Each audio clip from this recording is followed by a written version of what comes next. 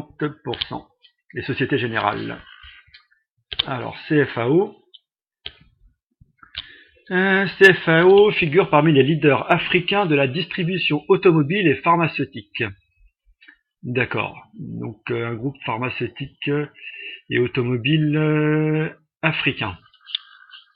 Est-ce qu'il y a une actualité particulière? Non. En plus, ils ont augmenté leur résultat net 2010 de 11%. Bon, ça, c'est la bourse, hein. Des fois, il n'y a pas vraiment d'explication de hausse ou de baisse. Peut-être que le cours avait bien monté ces derniers temps. Donc je vérifie. Sur une semaine, moins 0,49. Sur un mois, moins 7,94. Non, ou alors il a peut-être monté beaucoup et puis là, il repart à la baisse. Ah, si, attendez, j'ai trouvé la... Ah, voilà. HSBC baisse l'objectif de cours.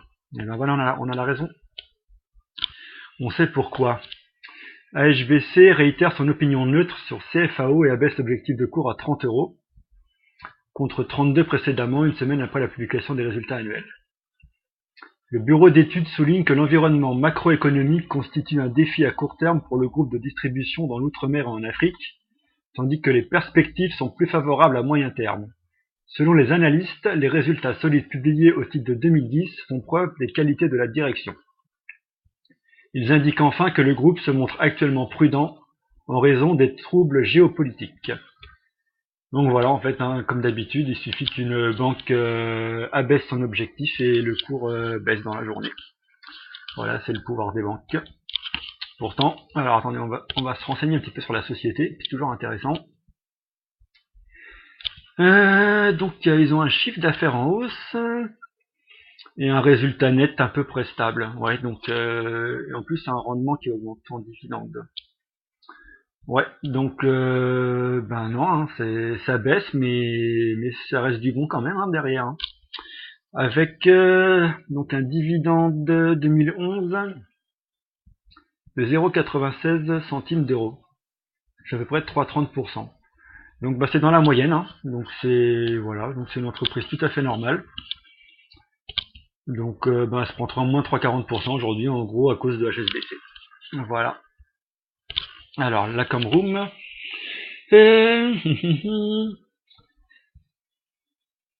Hydroélectricité au Québec, d'accord. D'accord. Donc Peter Pan, si tu as des informations sur l'hydroélectricité au Québec, n'hésite pas à poster dans la Comroom. Parce que je suis pas forcément un spécialiste de ça. Donc n'hésite pas, on peut en discuter, sachant qu'il reste plus beaucoup de minutes d'émission parce que ça passe très très vite. Et puis comme il n'y a pas encore les petits soucis techniques qui sont résolus, je peux pas encore tout faire, mais ça va progresser. Vous inquiétez pas, je sais que tous les podcasteurs qui ont commencé ont eu tous plus ou moins des petits soucis à résoudre au début, donc après ça monte en puissance. Alors, pour terminer, je voudrais parler d'autre chose. Alors, je retourne dans ma page. Voilà. Voilà, les matières premières. Parce que c'est quelque chose qui me tient à cœur aussi. Voilà. L'argent. Alors, l'argent, on est à 36,02. C'est énorme. Je peux pas dire autre chose, c'est énorme. Donc, sachant que le plus haut sur les 5 dernières années, donc on prend large, c'est 36,73. Donc, on est à 71 centimes de dollars, 71 cents pour nos amis québécois, du plus haut historique. Ça veut dire que en ce moment, le cours de l'argent est vraiment super haut, quoi. Super haut. D'ailleurs, il y a une variation de 1,11% là depuis l'ouverture du marché. Donc on a déjà pris 16,55% depuis le début de l'année, 24,15% en une semaine, c'est énorme. Donc imaginez si vous mettez, je sais pas moi, 1000 $ ou 1000 €, vous revendez une semaine après, vous avez gagné 241 $ ou 241 €. Quoi. Donc c'est pour 1000 € de capital au départ, c'est vraiment pas mal. Alors que vous dire de plus? Excusez-moi. Et on va faire une petite analyse. Hop, voilà. Ça, vous allez avoir aussi mon avis là-dessus. Si certaines personnes ont des questions sur comment j'analyse les graphiques boursiers, n'hésitez pas à m'envoyer un mail à guillaume@tacticalfm.com. Voilà. Alors, effectivement, depuis septembre 2010, ça monte grave. On a eu une petite baisse à début janvier, mais là c'est reparti. Donc je serais pas étonné qu'on touche les 37 ou pas très loin. Donc vous pouvez prendre de l'argent avec un objectif 37.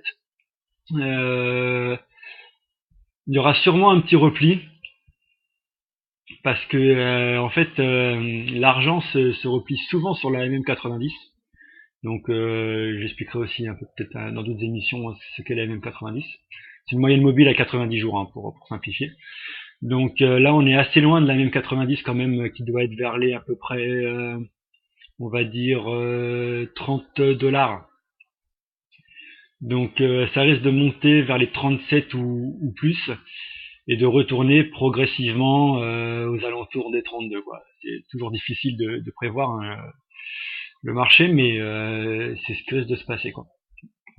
En tout cas, là en ce début de semaine, si vous faites du trading forex sur l'argent, vous pouvez jouer à la hausse avec différentes techniques. Ça marche bien. D'ailleurs, j'en profite pour dire un petit truc, c'est que donc cet après-midi en heure française ou ce matin en heure québécoise, j'ai eu Caporal John qui m'a aidé, qui m'a fait la formation pour devenir podcaster sur Tactical FM. Et j'avais mon mon outil de trading forex qui était activé à côté. Et j'avais l'or et l'argent qui étaient activés. Et juste au moment où j'ai commencé à parler avec Caporal John, donc j'ai fermé mon trade sur l'argent, où j'ai enregistré, je crois, une plus-value de 34 ou 36% en même pas 30 minutes, une heure. Et le temps de discuter avec Caporal, en fait, j'avais joué la petite baisse de l'or sur cette période-là de la journée. Et je crois que j'ai fait 30 ou 40$, donc US. Hein. Donc le temps que je lui ai parlé, donc on a dû se parler à peu près une heure et demie. Quoi. Voilà, donc il y a toujours une manière de faire de l'argent à la bourse. Vous savez que d'ailleurs j'avais écrit un e-book à ce sujet en 2006 qui s'appelle Comment devenir riche mathématiquement. Voilà, donc n'hésitez pas dans la prochaine émission à vous connecter sur la Cam Room. Et puis il y a Peter Pan qui me dit tu te débrouilles déjà très bien Guillaume. Oui, bah ça va, j'ai l'habitude quand même de parler. Même si bon, comme vous savez tous, hein, moi je préfère écrire que parler dans l'absolu. C'est-à-dire que je préfère quand j'ai vraiment quelque chose d'important à dire de l'écrire parce que c'est plus réfléchi.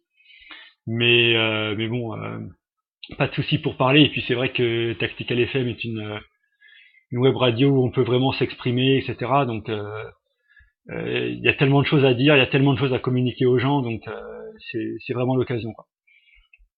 Voilà, bah écoutez, je remarque qu'il est déjà 18h36, heure française, et donc ça fait 12h36 heure du Québec. Je vois que vous êtes 8 à m'écouter, et ben c'est génial pour cette première émission, sachant qu'il y a peut-être d'autres personnes sur d'autres réseaux.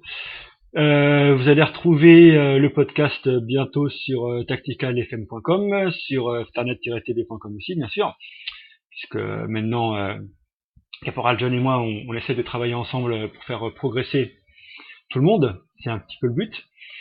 Et bah écoutez, je vous dis à la semaine prochaine ou peut-être dans la semaine si j'ai l'occasion de m'exprimer à nouveau. Et j'espère que Peter Pan qui me dit nous aimons les grandes gueules. En fait, je me considère pas comme une grande gueule, mais je me considère comme quelqu'un qui aime beaucoup partager ses connaissances. Voilà. Ben écoutez, merci de m'avoir suivi pendant cette première émission. On essaiera de corriger les problèmes techniques la semaine prochaine. J'espère que mes petits conseils boursiers vous ont intéressé.